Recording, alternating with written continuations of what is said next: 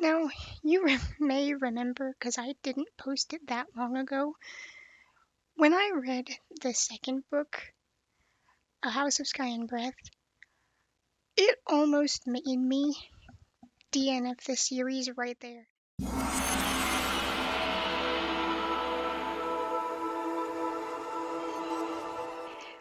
Welcome back once again to a new book review. Now, the book we are going to be talking about today is A House of Flame and Shadow by Sarah J. Maas. This is the last book in the Crescent City trilogy, although I heard rumors that there might be a fourth coming out, but this one wraps up pretty finally, so I don't know how true that's going to be, or if it's going to be based on one of the different characters, but we'll see. So if you do not want this series spoiled for you, I suggest you skip this review and come back to it once you've read it.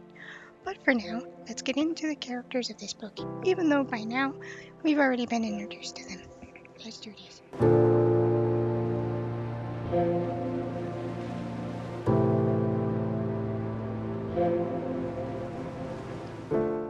The characters of this book are our main character, Bryce Quindlen, a half-human, half-fae, who is very strong-willed, very stubborn, and really doesn't like the Fae because she views them as nothing more than controlling jerks and power-hungry people. And then you have Hunt, a fallen angel who led the rebellion against the horrible government and is also Bryce's mate, with circumstances explained as to why they're mates, with Bryce's stepbrother Ruin, the prince of his father's legacy, and a few other characters. That the cast of these characters is big, so if you're not someone that likes a huge cast of characters, then maybe these books aren't for you. But if they are, if you like a big cast of characters, then you might enjoy this book. So with that being said, let's get into my thoughts on this book.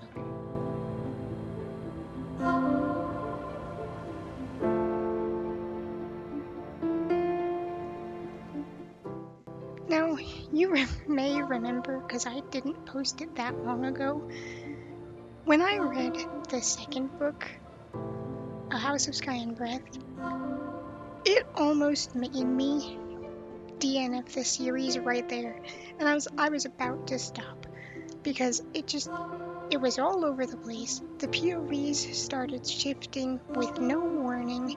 There was so much out of nowhere spicy scenes. It just got really annoying.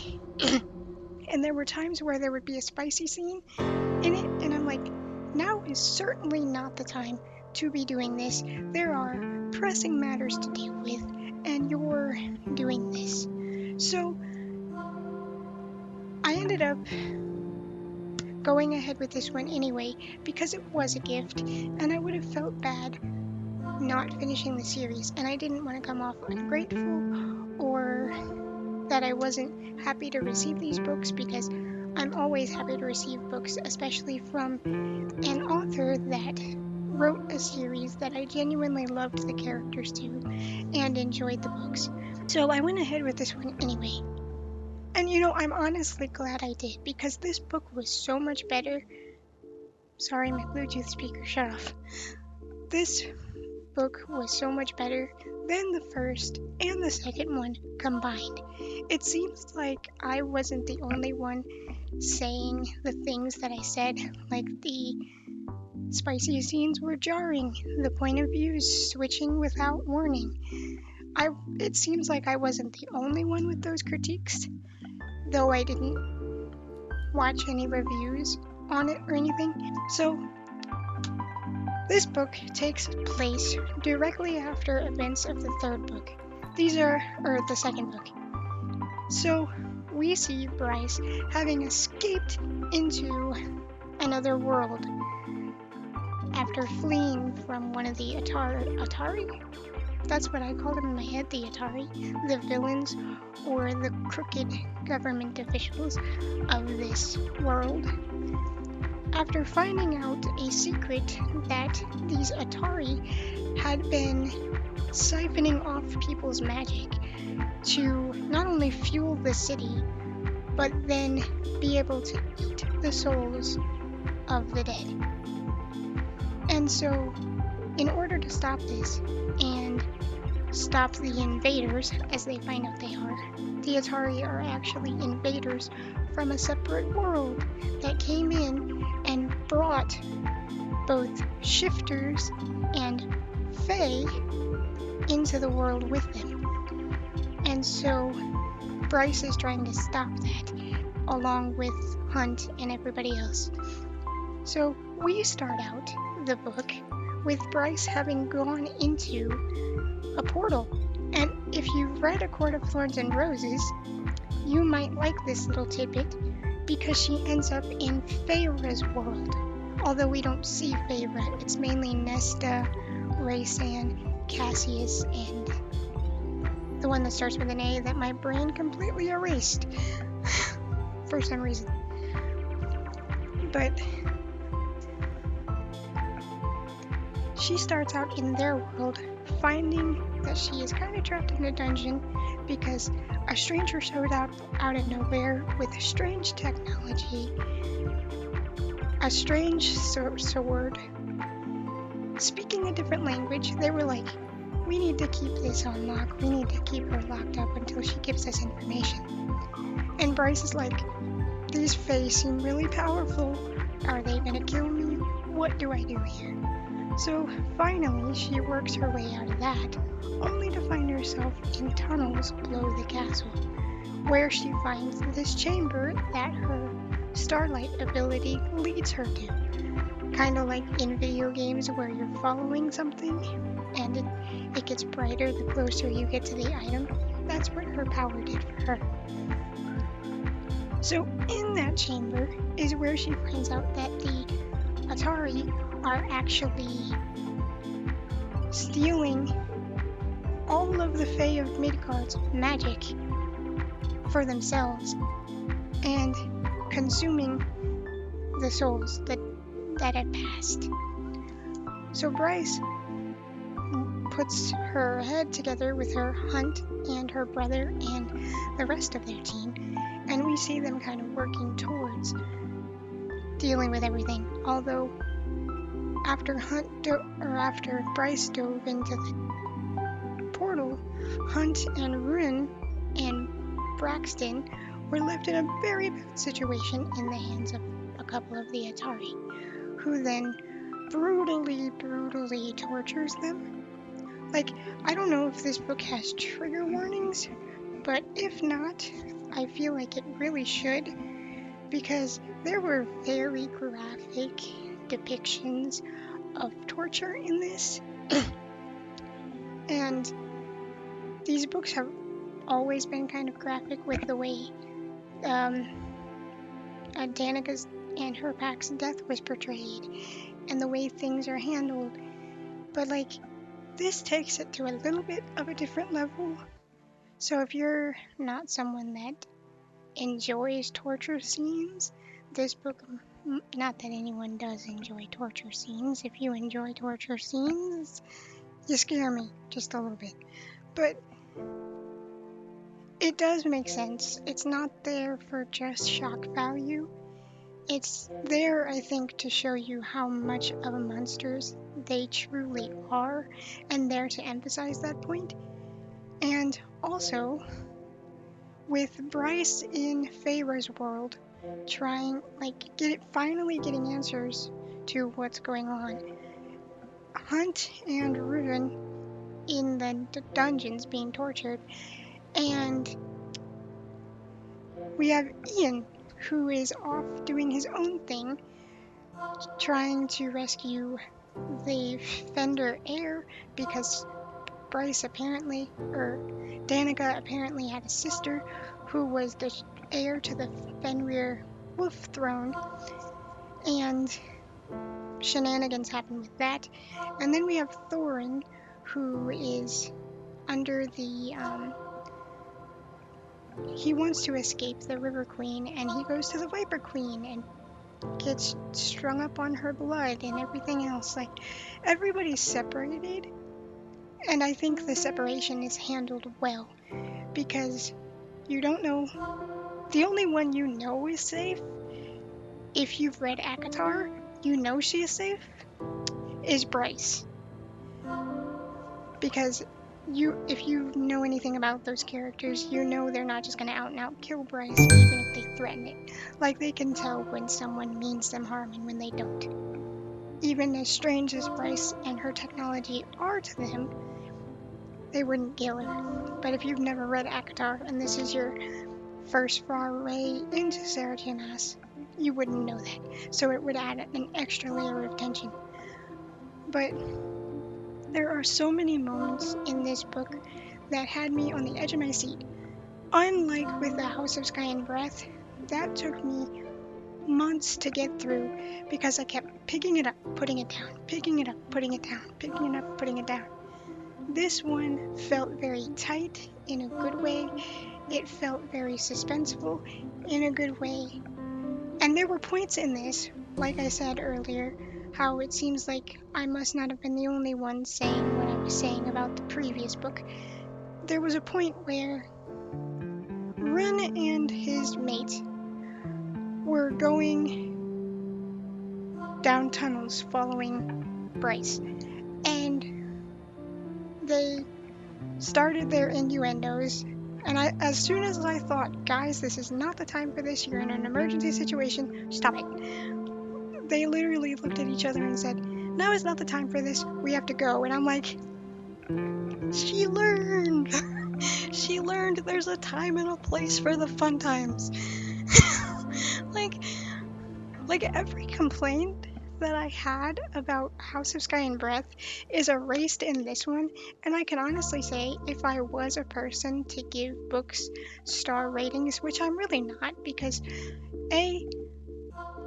there are so many different genres of books with so many different criteria that I think the star rating is in a way pointless. And also it's pointless because everybody has different reasons to why they rate different stars. So I think it's very arbitrary and still very subjective on what you rate your books. If everybody had a selective system and we all stuck to it, that would be one thing, but we don't. We all have our own reasons to why we dock a star, add a star, dock a star, add a star. But if I were someone to rate books like that, I would say this is a 5-star read. And I feel like she was listening to people reviewing the books, or she realized it herself.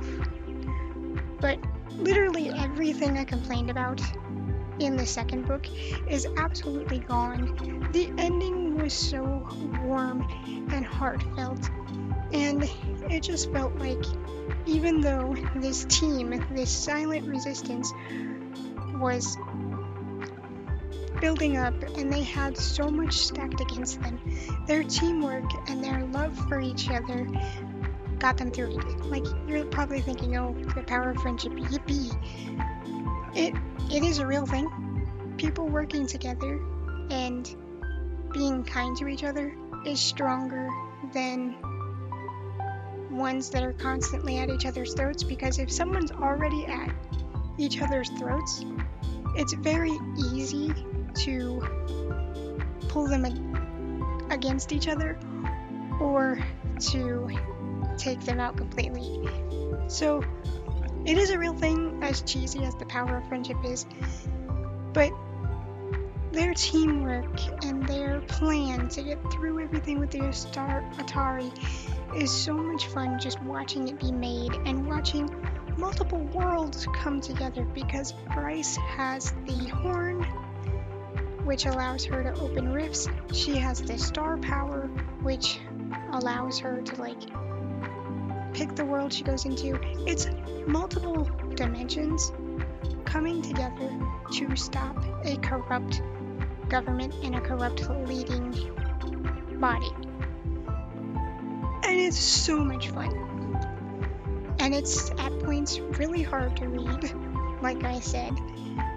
And We find out a couple of things I don't think were necessary. Like, we find out that Run's mate, the Hind, has children, which I don't think that was a necessary plot point, but I don't hate it. And that's about it. Also, though, Bryce's false confidence at times got kind of a bit grating on the nerves to listen to. Like, yeah, she's this badass fae woman that doesn't need a man, but she has a man there that she loves. I get that, and that's fine. But at points it's like, girl, just stop. For once, just act normal. Because everybody could tell your little vibrato there is fake. But this book was so good, and I'm glad I didn't DNF the series, because the second one had me this close to DNFing the series because it was a mess. I was not being clickbaity with my title of the review for the second book, because I thought that book was a genuine mess. It was very tonally whiplashy, very annoying to read, and just very, at points, hard to read, and I got pulled out of it so much. But this book erases everything I complained about from the second book, and just wraps up the story so sweetly and with so much hope. And then I'm not gonna tell you how it wraps up, but just know, if you're looking for a hard-hitting, hard to read at points with a very sweet ending, this is the book. This is the book. I don't know if saying a sweet ending is a spoiler or not, but that's a broad generalization of it. You don't actually know what the ending is, but I think Sarah J. Maas is really good at characters and really just making you fall in love with him. Not fall in love with them, because they're obviously not real, but just enjoy reading them and want the best for all of these characters, and you just want to see them succeed. And when any of them die, you're like, no, don't. But yeah, this book was so much better than even the first one, and so leagues better than the second one. I don't know what the heck happened with the second one, but she fixed everything I had a problem with in this book. And it was such a nice way to end the trilogy. And I don't even need to read the fourth book. But I might, just because I love her characters, and I love the worlds that she makes. But I think her most standout is her characters. Like, the cast of ACOTAR are like my favorite characters I've ever read. Hands down, my favorite characters I've ever read. I love her characters. And these characters didn't disappoint. Although I don't like them as much as I did the ACOTAR cast, these were good characters. The story was fun.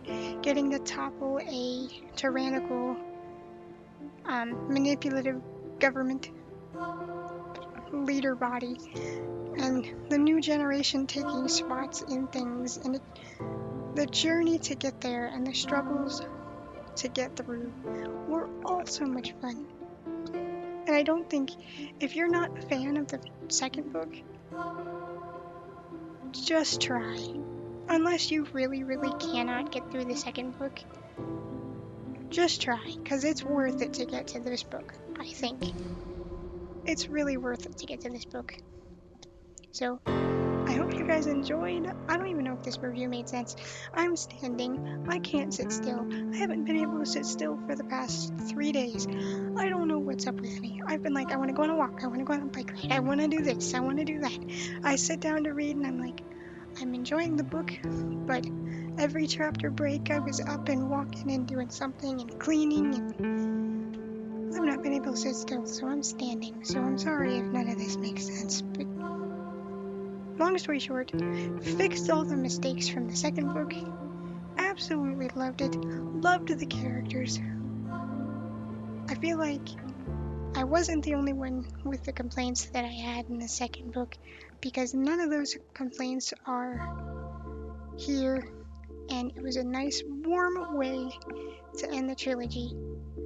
And there were some bittersweet moments, but you're just gonna have to find out those for yourself. And once again, if you're struggling to get through the second one, unless you genuinely can't get through it, give this book a read. Like, just get through it, unless you really are just like, I can't, because it's worth it for this one. So, hope you guys enjoyed, and I hope to see you next time. Bye!